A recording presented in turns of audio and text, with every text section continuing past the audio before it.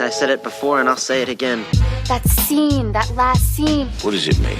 I'm the dude, you know? Get the fuck out of here. No, I cannot. That final scene starts now. Hello, and welcome to That Final Scene. My name is Sophie, and as always, I'm in my kitchen with my co-host Ben and Simon. How are we doing? Good, yeah, good to be back in the kitchen. Very good, thanks. Yeah. Sounds like a line from Hell's Kitchens or like a cooking show. Ooh, good to be back in the kitchen. Hell's Kitchen. Yeah, Hell's Kitchen. Remember the Gordon Ramsay show? Yeah, I also remember the Daredevil.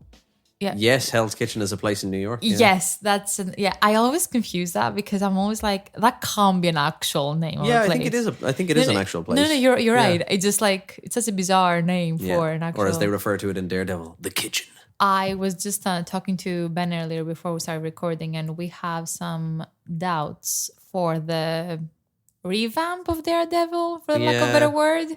We're not quite sure where it's gonna go. We feel like it's gonna be a dumbed down version of the original. Yeah, I think so. I mean, that kind of sounds like what Disney are planning on doing. I don't know. The original on Netflix was so good and so kind of, I think it was really good because it wasn't Marvel doing it. It was at the time when all Marvel were making all these superhero movies, and then Netflix got the IP for Daredevil and a few of the other characters, and they made some really like interesting kind of like grittier TV shows. But now that it's back with Marvel, I just don't know. Like, it's great that Charlie Cox is there and John Bernthal's back as the Punisher, but you know, you can like keeping the actors doesn't really matter if you dumb down the script and you make it like really PG and children-y. It's just not going to be as interesting. Yeah, and I have a feeling from what I've heard, like from what I've seen, Charlie kind of implied that it's gonna like, I think that he used the word accessible, like it's gonna be more accessible to people, which means which means 12A. At best. That means PG. Probably PG, yeah. But at the same time, Ben, you do feel a bit more optimistic by what Bob Iger said recently? Yeah, slightly. So I don't know if you heard this, but basically the guy who runs Disney, who left, somebody else came in charge of Disney and their share prices went down, and he came back and was like, I'm back. We'll give you $2 billion to come back. Literally like, Iger's back, baby. And it was, but he's come out and said that, and which is, I mean, I don't know how much it'll bring me back because I feel like I've spoken a lot on the podcast about how I'm just kind of disillusioned by superhero movies now, and I find them just kind of all repetitive. But he said that he's going hard on Elven content. Yeah, here's hoping. Maybe they will. No, that's all at Amazon. That's Jeff Bezos is going hard on Elven content.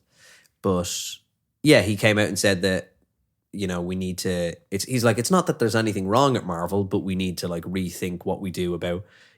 Why do we need an Ant-Man 4? It's like, you don't need to keep giving the same characters like sequels when Marvel and, most superhero kind of and most comic book places have a really big back catalogue of characters that you can use. And a lot that Marvel have gotten the IP to now. So they've got Fantastic Four back from Fox, I think, and they finally have like the X-Men and stuff. I think he was basically just saying, okay, we need to actually think a bit more rather than like flogging these dead horses a little bit. So I think that's interesting, but I still don't know if it's going to change my opinion, which is a shame.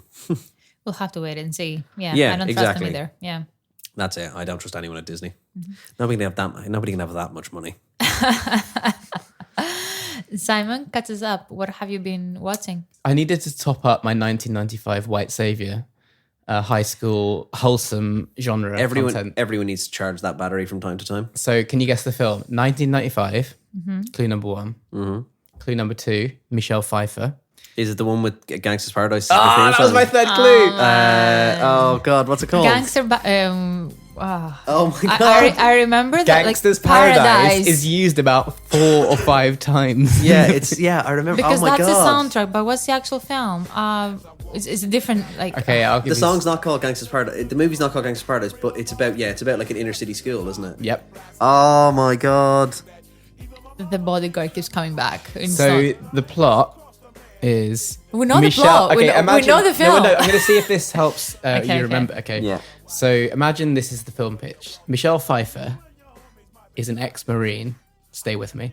She decides to become. I'm there. I'm in it. She decides to become a teacher. Shut up and take my money. I love it. And all the school kids in the school look like they're middle-aged. Interesting. Go on. They're way too old, and she has to turn their life chances around. by being an amazing teacher. Oh God! But where is the white savior? Well, because she's the white savior. Because she's that. But you kind of let it off the hook because it's quite wholesome. And apart from a few really bum music edits, where there's like a really sad bit and like some like sitcom music fades up. Oh, I thought you were going to say Out of Nowhere Gangster's Paradise. No, just keeps coming in. it does keep coming back. But You apart get from that, the choir. you know when you watch films that you watched when you were a kid and you like analyze how differently do I feel about it now I'm in this life.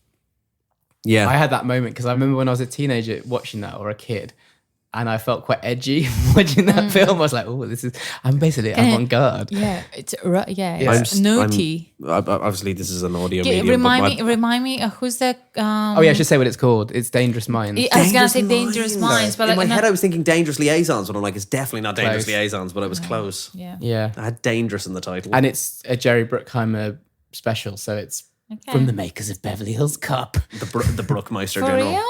Yeah, can't- and Don you could- Simpson. Is it Don Simpson? You couldn't Jerry tell. Bruckheimer and Don. No, Pirates of the Caribbean though. Eventually, How did you end up watching Dangerous Minds? Because of you.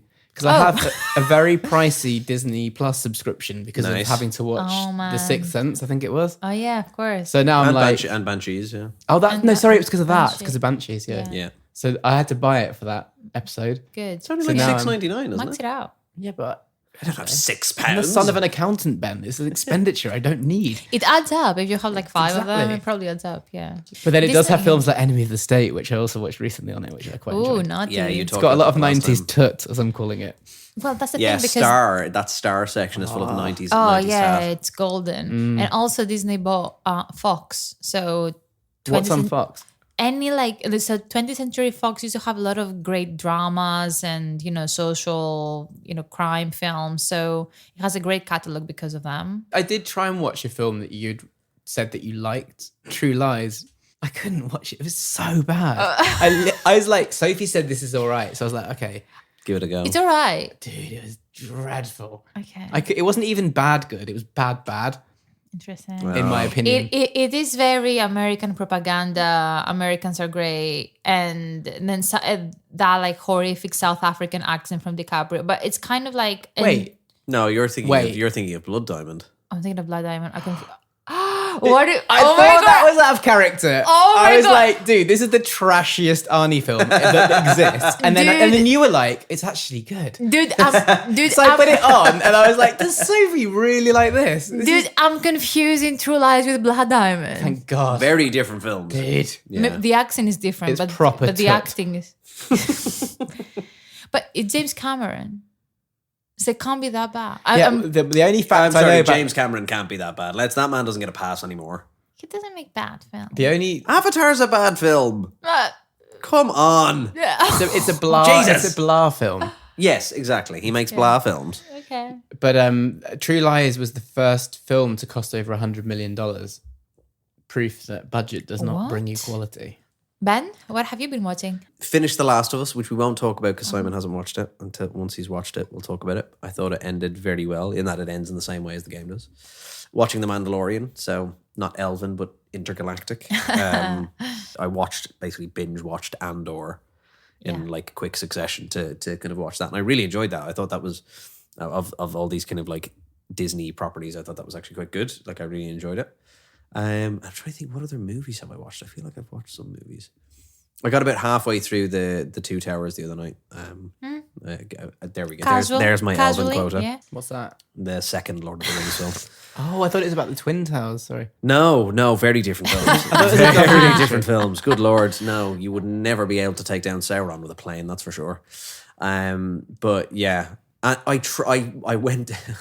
I don't know why. I should have just persevered. I went to watch Bullet Train, and then I don't know why, but I went. It's on Now TV, and I went to watch it, and Now TV decided I needed to watch 2.5 minutes of ads before the movie, and I thought, no, I pay for this like a streaming service. I'm not in the mood right now. I'm pissed off, and Match of the Day is on, so I'll go watch Match of the Day instead.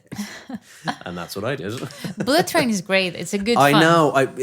I really want to watch it. Apparently, though, the British accents in it are dreadful. Le Train Boulet. How can Yeah. they be? I mean, No, from Aaron Taylor Johnson and the other guy though. Isn't he British? I think so, but the other guy's not. The guy from Atlanta. yeah, he's not British. I don't think he's doing a British accent. He is doing a British accent. Oh, then it's very subtle. As in, like, I wasn't like thrown off by it. Oh no, I think it's when I've watched a clip of it and it very much like it feels.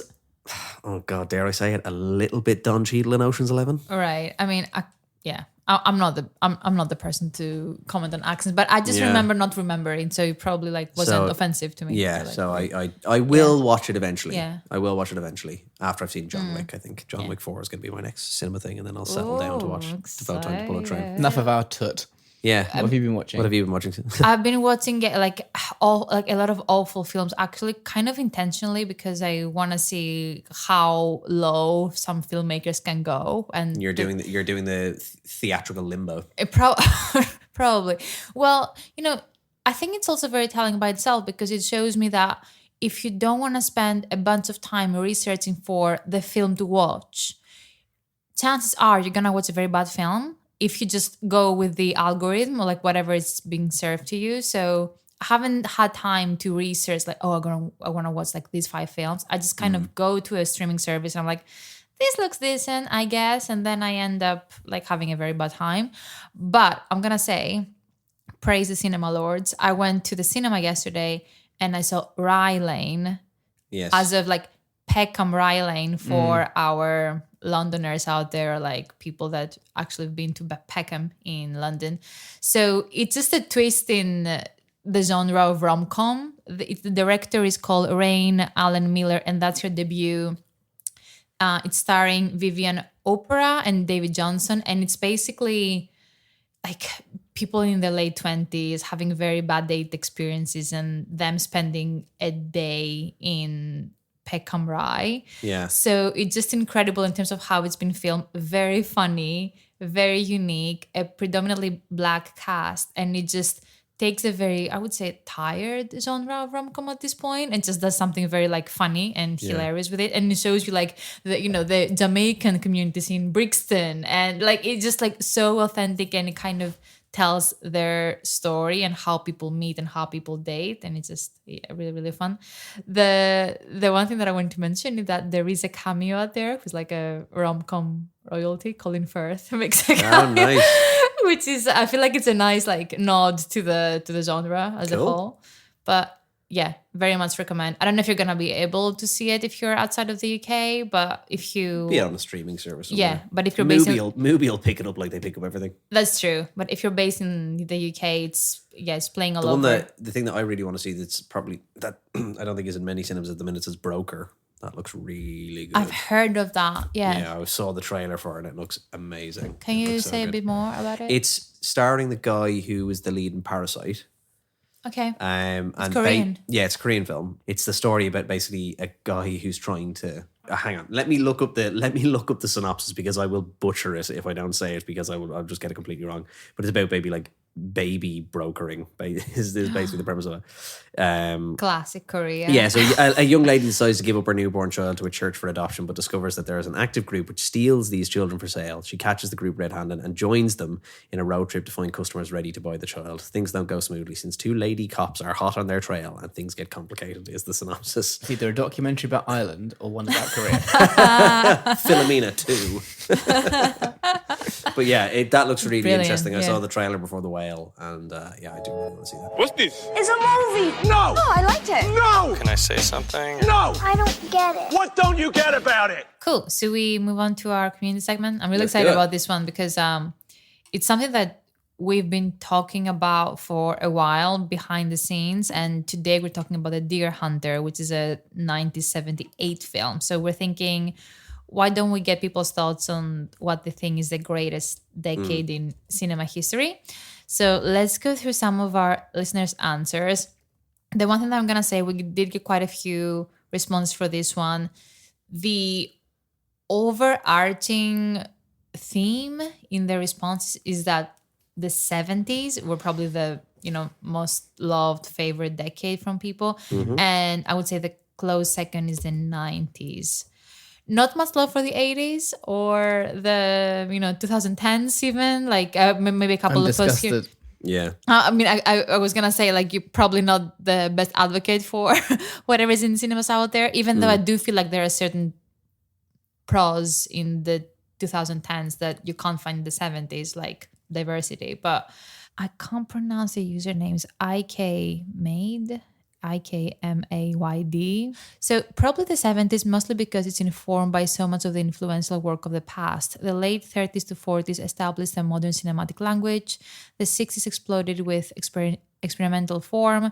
And so the 70s, New Hollywood and beyond, established the last real amalgamation of the previous decades and something that hasn't necessarily changed since. Hot take, the 90s is overrated.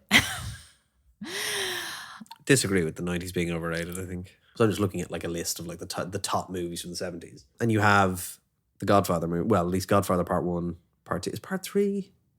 Like Part 3 the 70s? Maybe early 80s? Could be early 80s. You've got A New Hope. You've got Jaws, the first Alien movie, One Flew Over the Cuckoo's Nest, Apocalypse Now, Rocky, The Deer Hunter, which we're going to talk about, Taxi Driver, Chinatown, Close Encounters of a Third Kind. The way I would sum up that era, even though I didn't live in it, was like it was still a period of experimentation more than the blockbuster format era. Maybe Jaws out of that list is actually not a great one because perhaps this first like shoots of blockbuster format movies, which were like guaranteed moneymakers. Whereas like The Deer Hunter feels like it was still where people could get money to experiment with like topics and culture and stuff. You get the best of De Niro in the 70s, arguably. That is true. Because isn't Dog Day Afternoon? I was gonna 70s as well. I didn't realise it's the same director as The Deer Hunter. Michael Cimino, yeah. You mentioned the word experimentation, but the way I would say it, I think I would agree with the listeners here in terms of like maybe the experimentation was in the earlier decades, but with 70s, I feel like it's almost like the rise of the auteur as a term, where like you have certain filmmakers establishing like marking their territory, like this is gonna be Spielberg, this is gonna be Scorsese, this is gonna be like Coppola. For example, Spielberg was able to make Duel, or as my dad would say, Duel. And could he make that now? Like, could you just make a film about a truck that becomes probably not character? Which is why I feel like the term like auteur is kind of accurate, because I feel like it's the first decade where for some reason, I don't know the background or the logistics, the filmmaking studio started giving more creative control to the filmmakers in terms of where they could go. You've got like from the 70s, you've got a generation of directors who have stood the test of time as well. Yeah. So I guess it's an interesting question. What made the filmmaking studios give them a chance and not follow the formula? You've got Ridley Scott with Alien. You've got Steven Spielberg. You know, George Lucas with the first Star Wars movie off the back of like American Graffiti or whatever it was. Yeah, so you're seeing that the formula Francis is working. Ford Coppola. Yeah. You've got the Rocky Horror Picture Show. Yeah. Sylvester Stallone. Yeah. I mean, Rocky, the first Rocky is the 70s. I mean, you're seeing all these people who've stood the test of times that there's in ways that maybe modern actors and directors. Yeah. It must have been an exciting time to go to the cinema because there was so much variation and people were trying stuff out for the first time, or it must have felt like it was for the first time. Exactly. This is what another listener is saying, Movie Nights 237. Hello. The shift in Hollywood and the large amount of creative control that was gifted to filmmakers resulted in a decade packed with revolutionary films and filmmakers. Other than the giant positive systemic change that occurred, the endless list of legendary names that emerged during the 1970s that continue to positively affect cinema today is enough to settle the debate. So it's just like, and then they go on to say it was a time of ruthless, politically switched on films that Simon, you mentioned, as well as technically groundbreaking spectacle films. They also make an interesting point in terms of most of the 70s classics have aged very well, which debatable from a social and diversity point of view, but like filmmaking wise, yes, because you don't have the cheesiness of the 80s where everything looks dated and aged now. Everybody has shoulder pads. It was like the decade space was discovered, so everyone must be in silver and look like they're from outer space. Yeah. So to build on this, so we have a few people saying about like basically praising the 70s and the 90s, like lots of both fun blockbusters, but also innovative trailblazing films like Pulp Fiction, American Beauty, etc. But Glover Pix is saying, the lack of love for the 80s here disgusts me. Top Gun, Aliens, Labyrinth, Empire Strikes Back, Old Indiana Jones. Oh, you want comedy? Beetlejuice, all of John Hughes, Top Freaking Secret, something for the drama, Do the Right Thing, Wall Street, Platoon. Everything else is wrong. It's the 80s. You know I'll what? see myself out. I think that's a really good point. It's just how much does the good outweigh the bad? Yeah. And I do agree with that. Yeah, I mean, like, you know, all of the Indiana Jones movies, Empire Strikes Back, arguably like the best science fiction film of all time, possibly, you know. I think two of my dad's favourite films come from the 70s. Do you know a film called Harold and Maude? No. It's about an possibly. older lady that befriends a younger guy and they go to funerals together. And then there's another film called Being There, which is about a gardener that accidentally becomes really powerful in politics and he becomes like an advisor to the president or something. Interesting. And they're both really wacky, offbeat, but quite interesting films. Roadhouse, Roadhouse goes without saying. which the remake is coming soon. Did you see that Jake Gyllenhaal's now filming the remake? Oh, yeah, we thought, I mean, Yeah. We talked I about that don't- the last time, did we? Yeah, we did. That he said he was at like a UFC event where they got him in the ring and stuff. he looks crazy. Yeah. He looks ripped. Shred. Shred. Shred. Shred. I mean, I feel like the 80s were a good time. I think the best way, like if you Everybody was having fun. everyone was having fun. I don't think it's gonna have a very lasting impact from a cultural, social importance. I feel like the 90s probably brought that back, but 80s was a time of like, let's have fun, have like ridiculous haircuts, bro. Because that decade, there was no climate change worry. There was no environmental Everyone was making problems. money. Everyone was Yeah. everything was going up. Everyone was Everybody was doing making well. Obviously, we're talking about privileged Westerners, but Yeah. like, Yeah, of course. like life was good Yeah, for a lot of people. of course. But then, I mean, the 90s, yeah, you've got Tarantino. So you've got Mm-hmm. like Pulp Fiction, Reservoir Dogs. You've got Pixar starts coming into the mix there, like the Yeah. first Toy Story movie. I was gonna is in the say 90s. that's one of the key reasons the 90s are so high up my list, and I would say probably my favorite decade. I am biased because I am a 90s kid, but The Lion King, like Never seen Yeah. it. it's You've never just seen The Lion King? Isn't it littered with Elton John? Yeah, he wrote the soundtrack. not annoyingly so, but then you have Forrest Gump and Shawshank Redemption, Seven, Oh, I like Seven. Philadelphia. Fight Club, The I always, Matrix. but I always think of Oh, oh. Philadelphia as an 80s film, but it's It's actually 90s. Yeah. It's 1990, I think. it's like it's one of those films on Yeah. the cusp. But then you have all of these like cheesy, but also kind of good films like Fatal Attraction and Basic Instinct Oh, yeah. and Cape Fear and Primal Fear. And like it just, anything Morgan Freeman in the 90s, I just love. Sixth Sense. It's the decade that gave us Pierce Brosnan as James Bond. People, come on. Yeah. Oh, the decade that kept on giving. Woo! Chill out. That man's hairy chest, my God. Okay, what I do want to say though, and for people that know me, kind of know I'm a big nerd, I did dug up some numbers to see if we could get to the objective answer to the question. And according to a study by the American Film Institute, the 1970s produced the most critically acclaimed films of all time. Data point number 1. Data point number 2. When looking at the IMDb Top 100 list, it appears that the decade with the most films is the 1990s. Basically, what I'm trying to say is like the movie critics would say the 70s are the best decade. The consumers like us, like movie fans, would Yeah. say the 90s are probably the best, or most loved decade. But then when you look at the box office numbers, it is a 2010s. Like 2010s. Yeah, but that's when we get billion-dollar films, No, you know. but that's adjusted, adjusted for inflation. Adjusted for inflation. So it's almost like we're watching more films right now compared to, or at least like higher production films for some reason. Because I did ask, like, was that What you should do is rank your favorite films and then see how much they cost to make and see if there's any correlation. Oh, smart. Yeah. It's very smart. Yeah. Because I want to know how much The Bodyguard cost to make. Well, Kevin Costner's 50 He's not million cheap. alone. I mean, I think what all this kind of The budget on Robin Hood was through the roof. But it was though, wasn't it? Didn't It was. Waterworld almost bankrupt the studio? Well, they almost bankrupted the studio, and everyone hated making it, didn't they? Waterworld was one of those ones that notoriously everybody on it was like, this film is fucking a nightmare to make. I feel what this kind of tells us is that the 70s, and from what people, other listeners have shared, 70s probably where filmmaking peaked, like the actual art of filmmaking, in terms of like maybe not even peaked, but like the production. It's all downhill from there. Yeah. Well, yeah, but ultimately the 90s have so much, Yeah. love Heat. and emotional. And the movie Heat. And the movie, That's what I meant. that's a good one. Oh, that is what you meant. Sorry, I thought you were making just a comment about how hot they were. That's a really good one. Awesome. Doubtfire. Oh, Okay, let's go. And there's Let's- Nuns on the Run 90s as well. I bet you it is. Probably. Oh, yeah. Feels like a 90s movie. Okay, thanks everyone for submitting your questions. We definitely did solve that question. Let's take a quick break and we'll be back with the Deer Hunter. Oh, look, a message from our sponsor. G.I. Jane 2, can't wait to see it. Nah, yo, hold my poodle. Hey, yo, what's up? Y'all got a problem? Y'all want some of this? Without much further ado, Here we go again. The Deer Hunter is a 1978 American drama film directed by Michael Cimino that explores the devastating effects of the Vietnam War on the lives of young American men. The film follows three steelworker friends from Pennsylvania who enlist in the army and are sent to Vietnam.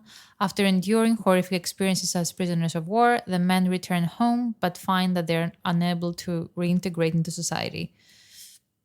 That's it. I Perfect. mean, Yeah. yeah. There you I go. thought you're breathing in to say some more. Yeah, it's like, Yeah. I mean, that's very condensed. That does very it, yeah, that does condensed, the and it trick. doesn't give away anything, which is great. The film obviously has an all-star cast: Robert De Niro, Christopher Walken, Meryl Streep, a bunch of actors that I can't pronounce their names.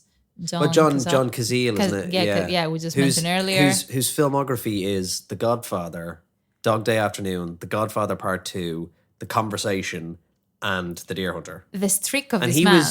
was I think he had lung cancer filming The Deer Hunter. He died shortly after they finished it. Oh I think. no, Yeah. I didn't know It's his that. last film, yeah. Wow, this is a very emotional and depressing film as it is. The behind the scenes Yeah.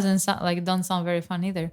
Well, the film went to win 5 Academy Awards, including Best Picture, Best Editing, and Christopher Walken won his first and only Oscar for his role. Best supporting actor, was it? Best supporting actor. I thought he was incredible. And I mean, weirdly, the fact that De Niro didn't win an Oscar is kind of crazy because I think arguably it's De Niro's best performance, maybe. Like, I know, obviously, he won the Oscar for The Godfather Part 2, didn't he? I think it was the death. I can't remember what he won it for. But Don't like, quote- as someone who like obviously knows a lot of De Niro's work, but like the first film I probably saw De Niro in was like Meet the Parents or something Yeah, like that, as like it's a easy to younger get person. De Niro fatigue. you know, Yeah. But like going back to The Deer Hunter, like of the top 10 movies of the 70s, he's probably in like 5 or 6 of them. He's got Taxi Driver, he's got that, The Deer Hunter, The Godfather Part 2. Dog Day. Is he in Dog Day? No, that's, it's Al Pacino. Pacino. Oh, I always do that. They look the same. I always do that. Like they look the same when they were Because young. I was just thinking about Heat, and that's both of them. Oh, that's yeah, both. that's yeah, good. yeah. It's so yeah. confusing. Yeah. Always do But that. yeah, I think he's incredible in it. Like especially the obviously there's a couple of Russian roulette scenes, really fucking harrowing Russian roulette scenes in the film. But the middle one where it's him and Walken and when they're prisoners of war, he's brilliant. You're like fuck, like you feel like kind of how he's being driven to snap. Like you really see it in his face. I just thought he was brilliant in it. I think he's amazing. I was really sold with De Niro as well. I would say on the second half, however, like the first half, which I'm not saying it's a De Niro problem, but the first half I was like, he doesn't really look Russian, and I can't pick up an accent, with some, I think, you could expect from like a Russian, like kind of American family, because apparently like they are from that community. But then you're right, like the more you go into the film, I think the first half of the film is just quite slow though. yeah, which I don't know what, I mean, it's a good question in terms of what do you think it's trying to achieve. I think it's great for character building and kind of setting the sense of normality. Like these people are, the dance and the laugh and the cheat and they say stupid jokes. It's that the wedding scene is very long. Yeah, jumping in kind of to the ending of the film, which is the wake. It's you kind of have like it's the film almost like folds in on itself or folds on top of itself. And I can't remember what that's called when you have like the two sides the same. Origami. Yeah, let's go with that. It's not, but okay, let's go with that. But in that, so before they go, really before they go to war, Yeah. they're in the bar, they're drinking, everybody's having fun, everybody's great. They go to war, and then the film ends in the same bar, but they're there at Nick's wake, and it's a completely different atmosphere, and all these people have completely changed, and you can analyze the film on those two scenes. You could watch, it'd be interesting to like watch that scene before they go, and then watch the scene afterwards. And then not even watch the bits in Vietnam and just try and make your mind up about what's happened to these people in the space of these 2 hours, because, and this is a quote that I read online somewhere, but basically that, you know, the best war films focus on the impact of war rather than the act of war itself. Like you get movies that are all like Black Hawk Down, which is just 2.5 hours of gunfighting. And then you get movies like The Deer Hunter, which of course, like a big part of the film is set in Vietnam, but the most interesting parts of the film are the bits either side of it, you know, and the effect that has on people. And I guess, obviously, as I said, it is an incredibly long film. It is very long, but that slow build obviously allows you to have that affinity with these people who are going to war, to a war that a lot of Americans went into not really kind of knowing what they were getting themselves in for, as many people do. I think anybody going to war doesn't really know what they're getting themselves into. Yeah. And then you had this amazing kind of juxtaposition at the end where they're back in the same bar that only a few years previous they've been getting hammered and they were going off to war and they'd just been on this hunting trip and blah, blah, blah. And everybody's drunk and everybody having a great time and they were playing the piano and they were singing. And now Nick has just blown his brains out in a bar in Vietnam and you're like, fuck. So let's jump right into that final scene. So in the final moments of the film, we have Michael returning to America with Nick's body after what happened the scene prior, which I mean was kind of devastating. And we have, as you said, Ben, a funeral takes place for Nick. After the funeral, we have Steven, Angela, Axel, Stan, Linda, and Michael. They all retire to a small town bar. And then it's interesting because we have them all sitting at the table, and as the scene progresses, the mood kind of shifts and it gets more somber and somber. And when the final scene reaches climax, we have Michael breaking down in tears, who starts singing God Bless America on his own. And then the others in the bar eventually join in, and the scene becomes a moment of shared grief and catharsis. So the final shot of the film is a close-up of Michael's face, and as he continues to sing the song with a mixture of sadness, regret, and resilience. But I think the final scene begins at Russian roulette. Like if you you ask mean? anyone on the street, like what's the ending of Deer Hunter? They'd be like, Really? I think so. That's what I would jump to. In my head, I would go to the song for some reason. I think because of the iconography of the film, I think that's the one. Like Christopher Walken in the red headband, and even though on the cover and the poster it's De Niro in the red headband. But Oh, really? Yeah, So I think it's De Niro. correct. Yeah, Yeah, it's you're not. right. I think it's a film that's quite rare because now you don't get final endings like that aren't satisfying, that leave you almost feeling worse than when you began. And that's maybe a hallmark of that era of movie making, where you could make a film critiquing Vietnam and end on a non-triumphant note. I think you get that with certain. But I think it's a good ending, and it feels like it's complete. Yeah, no, it definitely And is. it's a film that I'm happy to watch again, like now and then. But I think heavy. the problem is and I think. But there's no resolution. Like there's no light. I mean, and obviously it's a metaphor for the war. But The that's whole what war's a disaster. But that's what I'm saying, is that the best war films do that. Yeah. Like the best war films are the ones that kind of you get to the end and you go, oh, actually it is just kind of like Futile. It's shit. Like it's futile. Yeah. Yeah. Like that's what I always go, like one that I really like is The Hurt Locker, because you get back to the end of the Hurt Locker and Jeremy Renner's character is still the same person he was at the start, no matter how like this, you know, you try and go through a journey of transformation, and at the end of the day it doesn't matter. He's so ingrained in the machine that he ends back at war, and it's not really a happy ending that like this guy feels like he has to go back in that way. And the best war films are the ones that, war films are a great, obviously the Spielbergs and Saving Private Ryan's are the ones that make money, but the interesting ones are the character studies like The Deer Hunter, where you talk about. Well, because Michael's the hero, but he fails. Yeah. He fails to get his mate back. He's completely failed by the war. His character's changed. His life torn apart. Let's stay with the song for a minute, because that is the very final element of the film.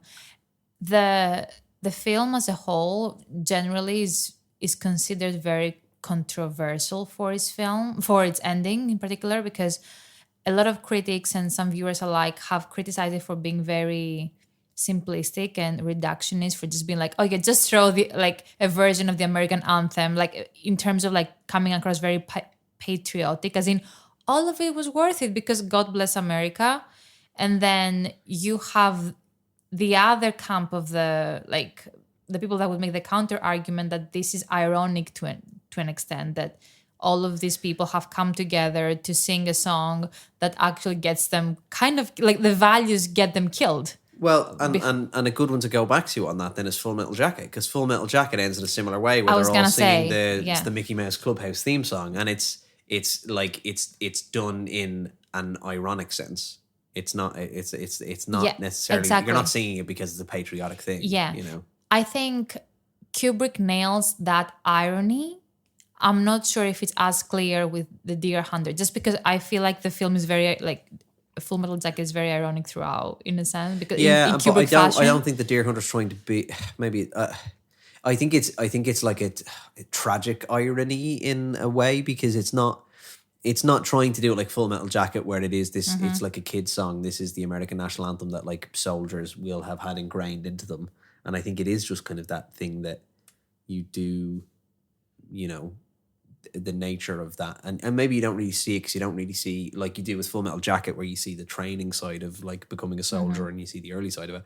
You don't see how much that's kind of drilled into people, you know. I think if you speak to anybody who's been in the military and stuff like that, it is how much that's ingrained in you and how hard it is to let go of that. And I think that's the thing as well. It's like after all these things that have happened, it's still kind of hard to let go of that. And most of the people on the table haven't served. No. So for me, that is what's different to Full Metal Jacket, where you have a bunch of soldiers who've all witnessed what's happened in the war. Here you have a bunch of Americans who are supposedly either, you can make it three arguments, either that this is ironic, or that it's very patriotic, or that they're using something as a song as a way to come together and kind of share a sense of grief, an act of healing in a way. But I don't know, Simon, what do you think? Wow, there's so much about that ending that's interesting. Like the film could have ended at the Russian roulette scene and just cut to black when Nick shoots himself. That would have been even crueler. But then the film, they obviously decided then the film should land a bit more after the stress of that scene, and we'll just calm it down and we'll go back to the hometown and see what's happening with all of the partners and once everyone's returned home. But I always wondered cynically if that sing-song was added in by the studio to add some patriotism. No, that wasn't. Or if it just feels a bit bolted on compared. But now you're saying that, Ben, what you said about what's drilled into soldiers, maybe that doesn't. It makes more sense to me now, thinking about Michael just kind of like his brain just going back to his training and being like, I love my country, I'm just going to sing the song because it's what you do in these situations. He does break down though. Yeah, which is interesting. But I just felt like I didn't really like that part. But I think you need that scene. As I said, give you that like juxtaposition between before and after. I don't think you need the song though. I think you probably can fade to black at some point before. I mean, I did a bit of research in terms of how the film was reviewed, and because I think the American angle is very important. So what I did found that was interesting was that the US movie critics at the time, like the New York Times movie critics had quotes like, the ending is a paean to the American way of life that the men fought for and lost. So like they saw it in a very like patriotic way. But then you have a movie critic from The Guardian who saw it as a hymn to a country that has failed these men. And then a really good quote that I like from Slant Magazine, Chuck Bowen goes to say, the song becomes a prayer for the dead, a symbol for the commonality that binds people together. So maybe the reason they had them sing a song, it was almost like a way of them to just literally come together, because they're not soldiers. Like the majority, it's only Michael and Stephen that have served in the table. The rest didn't really go to war. But they're all touched by war though. Yes, that's the whole thing. It's the collateral damage. Yeah, indirectly. Yeah. It almost feels like, in the sense that they left it, like the main ending is like the Russian roulette part, and then they left the cameras rolling for a bit longer to show you a bit more of what happened. It just felt like it just calmed down so much after that scene that it was just more like just to give the audience a bit of time to like recover from the horror of that before scene. The credits roll, yeah. And now perhaps that energy change wouldn't probably be allowed nowadays. You don't really see that. Normally it has to end on a massive note, like either triumph or stress or something. It's very rare that you see something calm down like that and sort of let you catch your breath again and land. Yeah, which means that depending on the mood that you're in when you're watching the film, you will interpret the the final scene a certain way. I think you could go the cynical route and to say, oh, this scene is very manipulative and it's trying to evoke some sort of emotion like around patriotism. Like, especially if you're American, I guess you see this very differently. But then you could also see it as I think it's like a hopelessness thing.